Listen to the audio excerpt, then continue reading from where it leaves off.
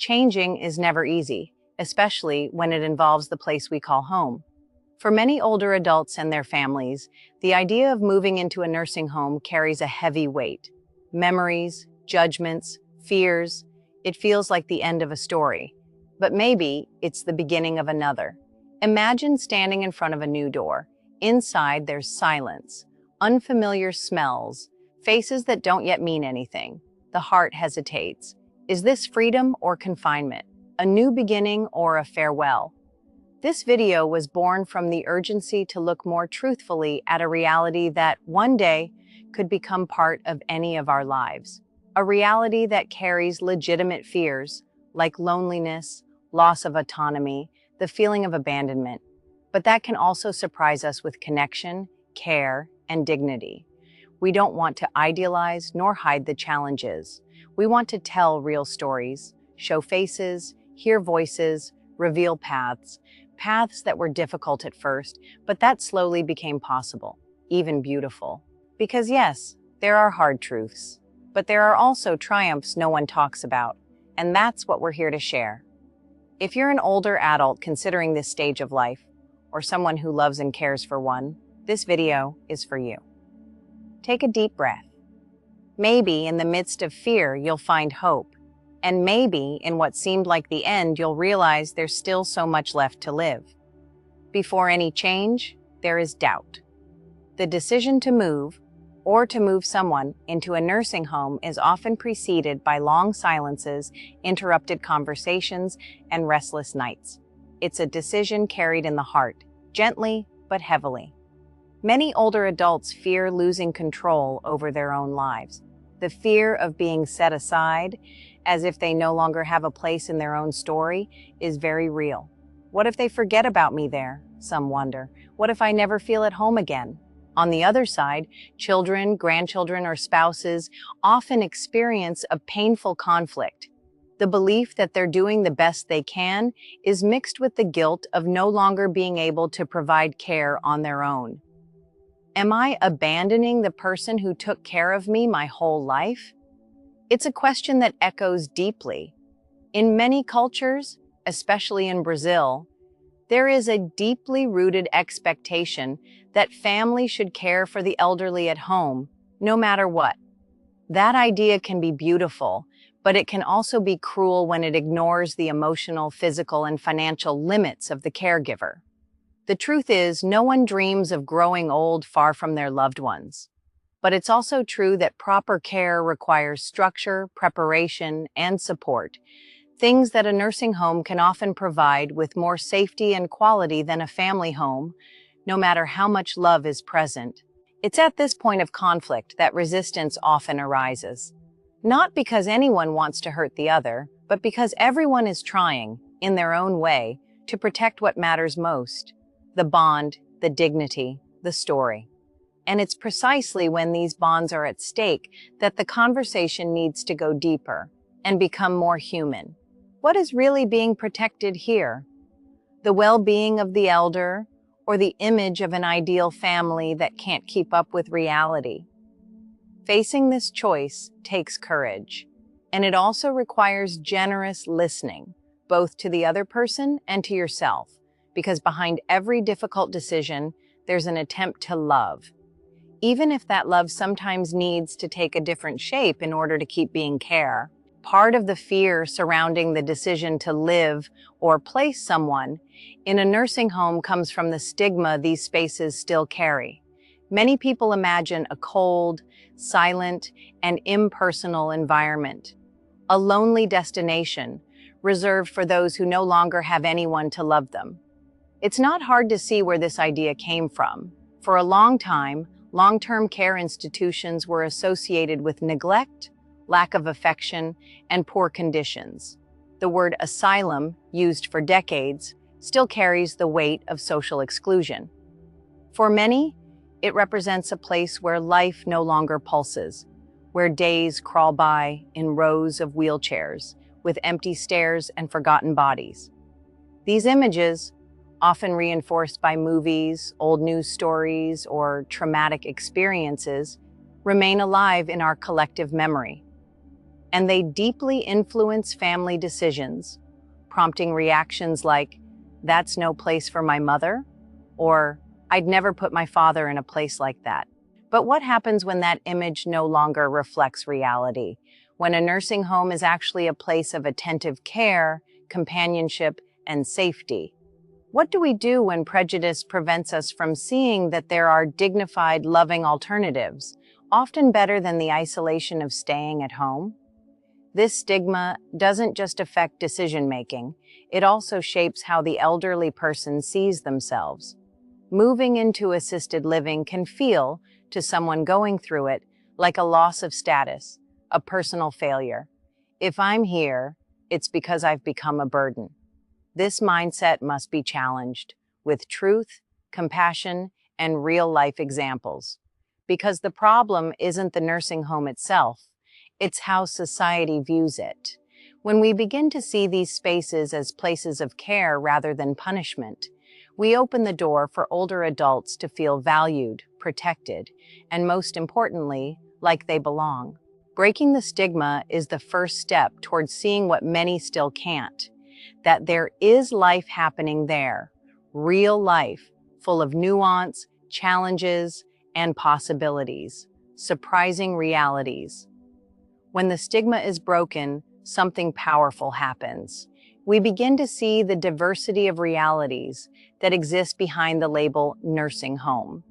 And that's when many people are genuinely surprised. Not every home is the same. There are small, almost family-like residences with just a few residents where care is close and personal.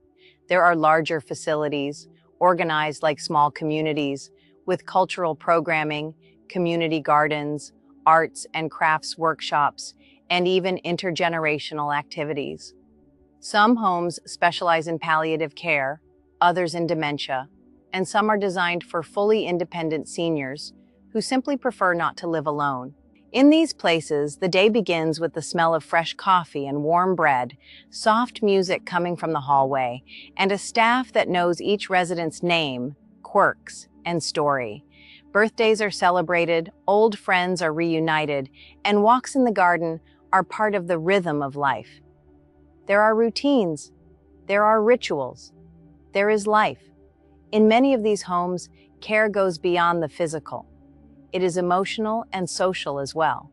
Psychologists, occupational therapists, trained caregivers, and volunteers work together to ensure that each elder is not only assisted, but honored in their individuality. In these spaces, each person is more than their age, illness, or level of dependence. They are someone with a story, with desires, with affections. Of course, there are still places that fall short, and it's important to know how to recognize them. But it's unfair and limiting to assume that all nursing homes are the same, because they're not. There are institutions that care with humanity, sensitivity, and professionalism. And most importantly, they listen. They listen to each person's pace, their preferences, their fears, their silences. In many cases, what was once a source of distress slowly turns into relief. The burden of being alone disappears. There is always someone nearby. These realities rarely make headlines, and they're not often talked about at Sunday lunch. But they're out there, happening every day. They are stories that show, yes, it is possible to age with dignity outside of one's own home, and sometimes even with more presence, more affection, more care. And for those who choose to take this step, the first challenge is overcoming fear. The second is allowing yourself to live the experience. And the third is arriving, because that first day holds everything: unfamiliarity, hope, and a heart full of questions. The first day. Arrivals and silences. The first day is almost always a day of silence.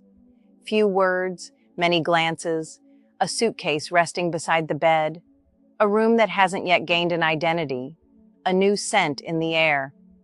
Everything feels unfamiliar, and because of that, everything requires time. For the elder, this day can feel like a loss. Even when the move was discussed, planned, and agreed upon, there's a silent kind of mourning. For the home that was left behind, the familiar furniture, the routine that offered comfort. A certain emptiness settles in the chest, the same kind we feel when closing a door for the last time. Often, the arrival is marked by emotional restraint. The elder observes, listens, walks slowly. They're trying to understand whether there's space here to be who they are. Not uncommonly, that first day feels like a visit, a temporary stop. I'm just staying a few days. Then I'll go back home. This illusion is a form of self-protection, and it deserves to be respected. On the other side, family members leave with heavy hearts. They keep wondering if they brought everything, if they remembered the favorite shirt, if that last hug was strong enough. The doubt is cruel. Will they adapt? Will they resent me for this? And yet, curiously, it's also on the first day that small signs of possibility begin to appear. A caregiver offering a glass of water with tenderness, a resident smiling in the hallway, a song playing softly in the background, evoking a good memory. Daily life starts to whisper promises of belonging. The best care homes understand that the first day is a rite of passage, and they honor that with patience. They don't demand, they simply offer space, listening, kindness. In the beginning, time often feels slower. Meals are eaten hesitantly. Words come sparingly. But little by little, the environment begins to make sense. The room fills with photos, the closet becomes fuller, and the footsteps grow steadier. The arrival is never easy, but it's there, in the folds of silence and doubt, that adaptation begins. Like learning a new language. First you observe, then you try, until, without even noticing, life begins to respond again. The adaptation process. Adaptation doesn't happen overnight.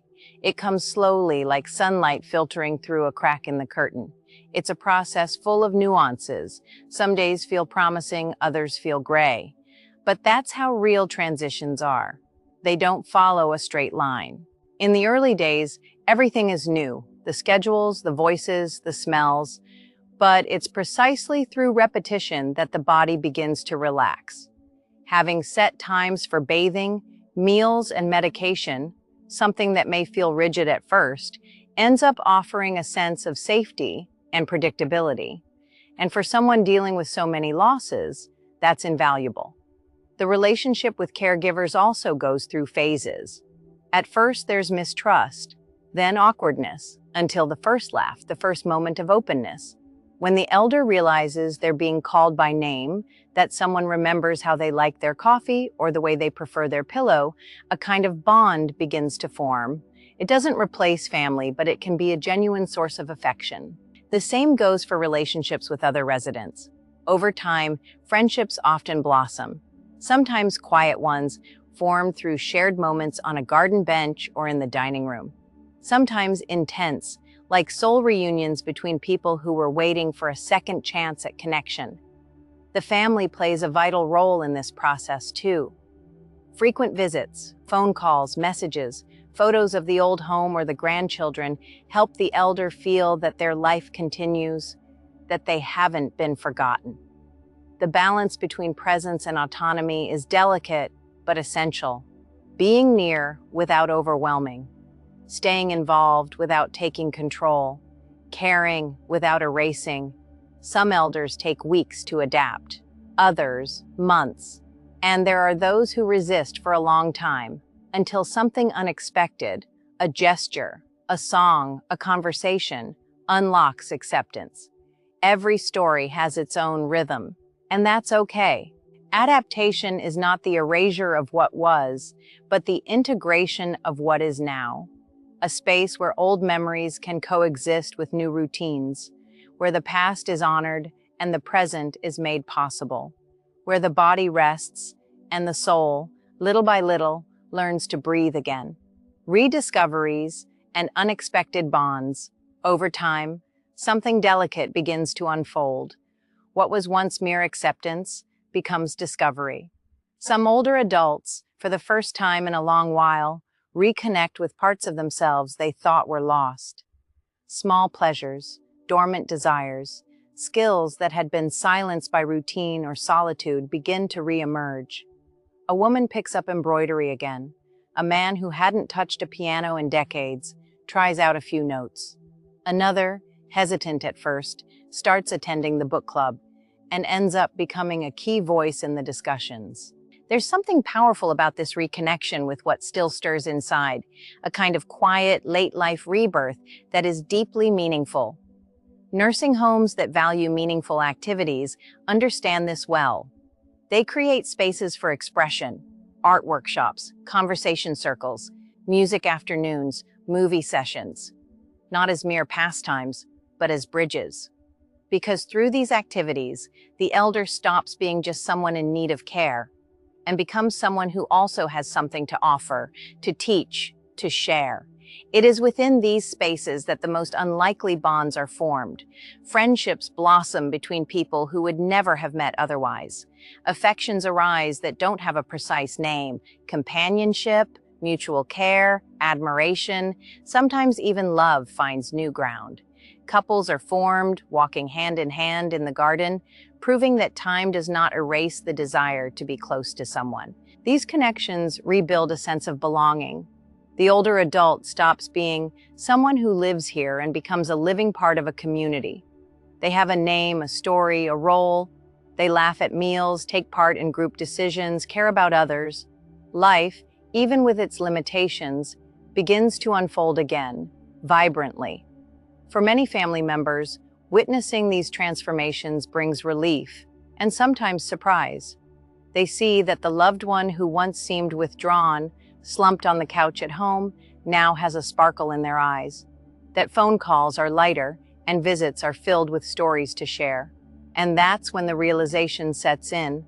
Living in a nursing home isn't necessarily the end of a chapter, but the beginning of a new one, with more autonomy than expected, with more presence than imagined, with real connections, unexpected, yes, but profoundly true.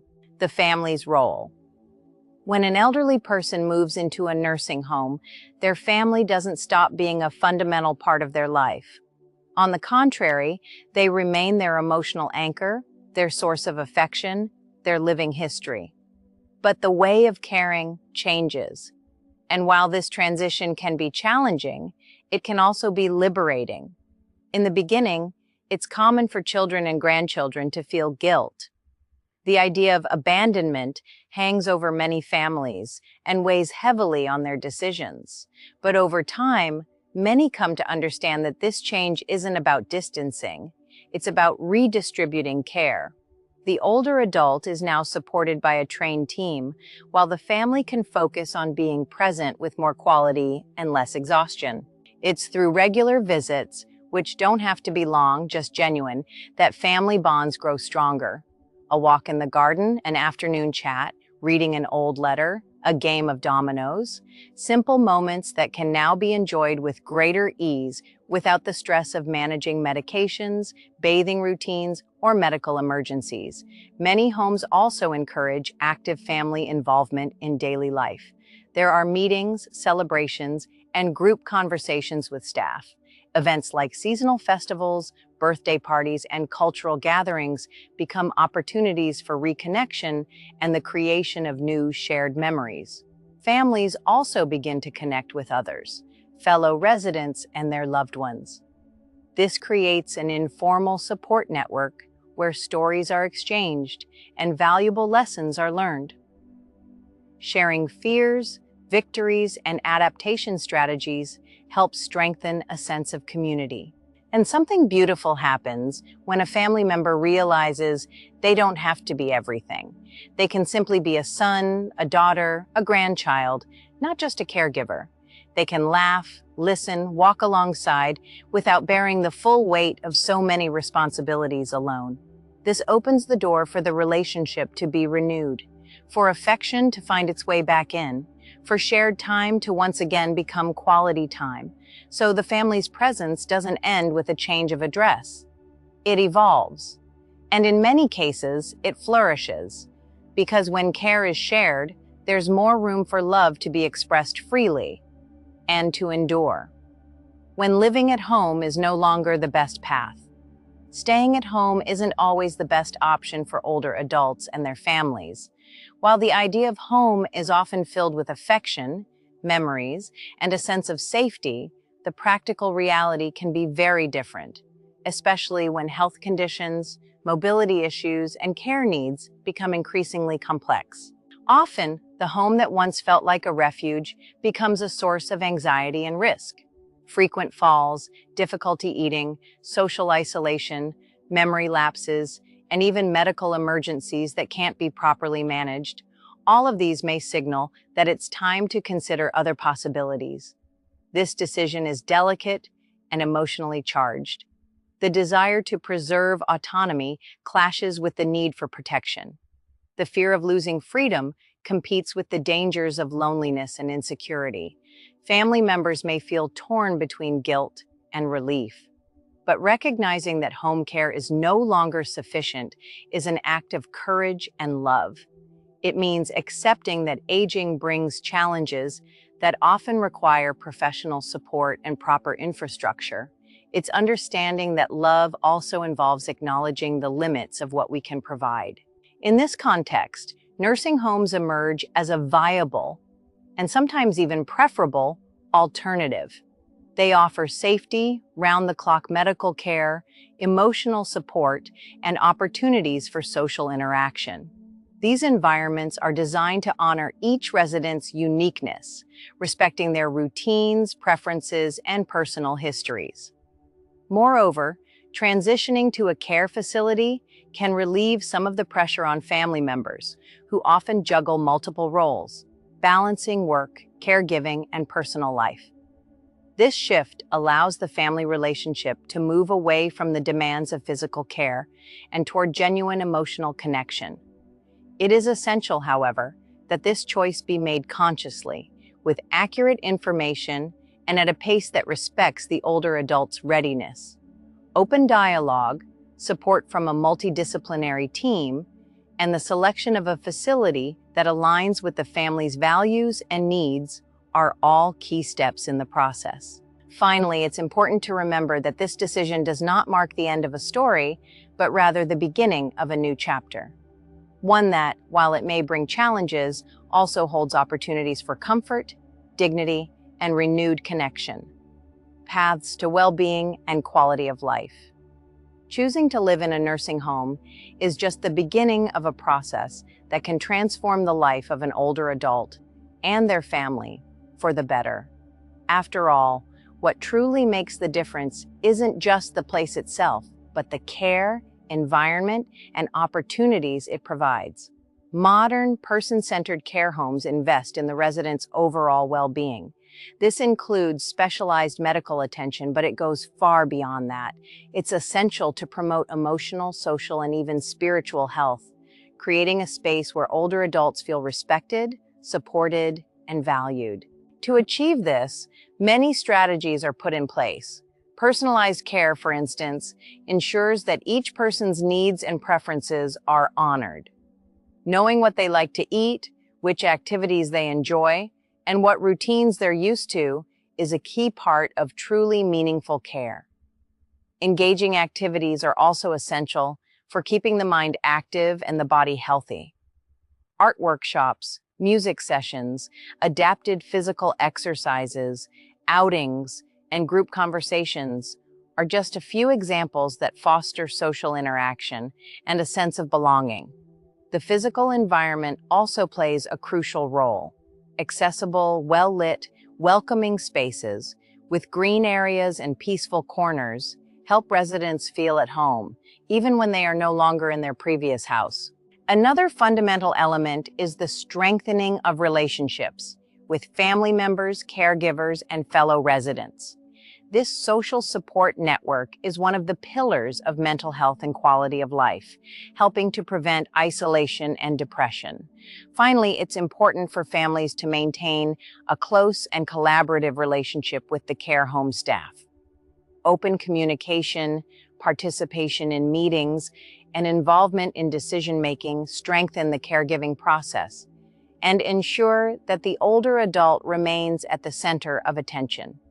In this way, living in a nursing home can become a rich and transformative experience, one that offers not only safety, but also joy, belonging, and renewal. A place where older adults don't just live, they thrive.